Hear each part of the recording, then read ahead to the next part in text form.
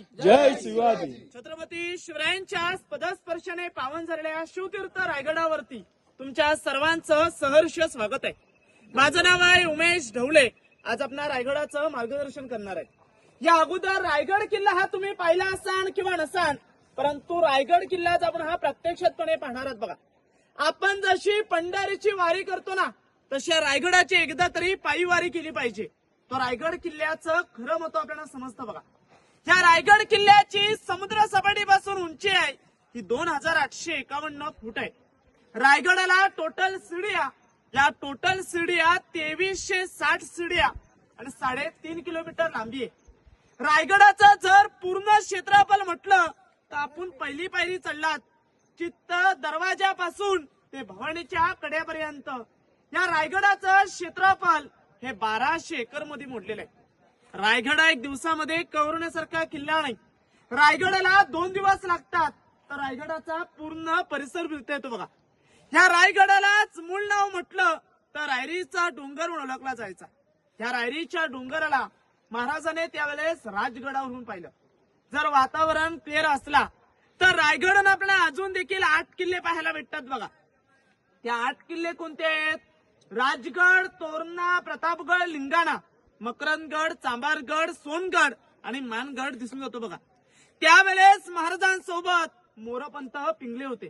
महाराजांनी पंतांना विचारलं, पंत, ही रायरी अशी मोकाट आणि बुलंद का पडले? पंत महाराजांना बोलतात, महाराज ही मोकाट नसून या आपल्याच ताब्यामध्ये. तुम्ही सर्वांनी प्रतापगड पाहिला असाल. प्रतापगडाच्या पायथ्याजवळ एक जावळीचं खोर आहे. प्रतापगडाच्या पायथ्यापासून ते उत्तरेच्या साईडला कोकण दिवा आहे. या कोकण दिव्याच्या कड्यापर्यंत हे संपूर्ण जावळीचं खोरं मोडलं जातं. या जावळीच्या खोऱ्यावरती एक म्हण होती.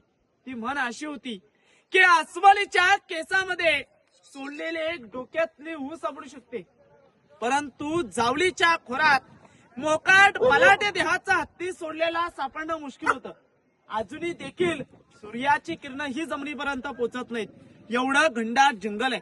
या जंगलांमध्ये चंद्रराव मोरे राहत होते.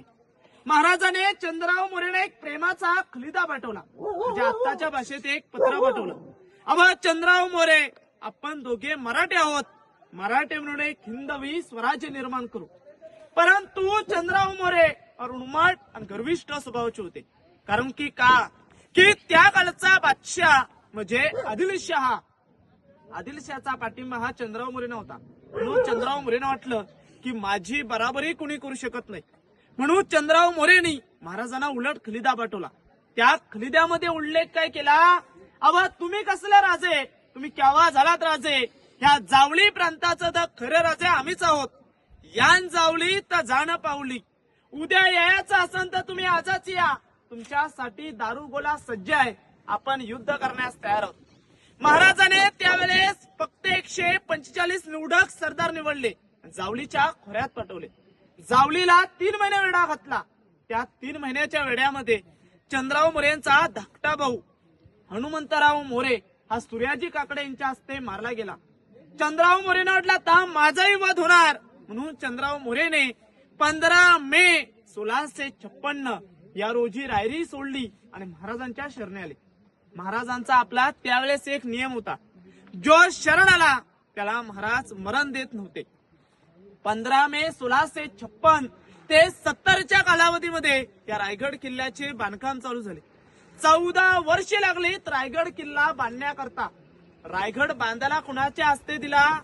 सेवेचे ठाई तत्पर हिरोजी इंदुलकर यांच्या नावाची पाटी आपण जगदीश्वराच्या समोर पाहणार आहोत.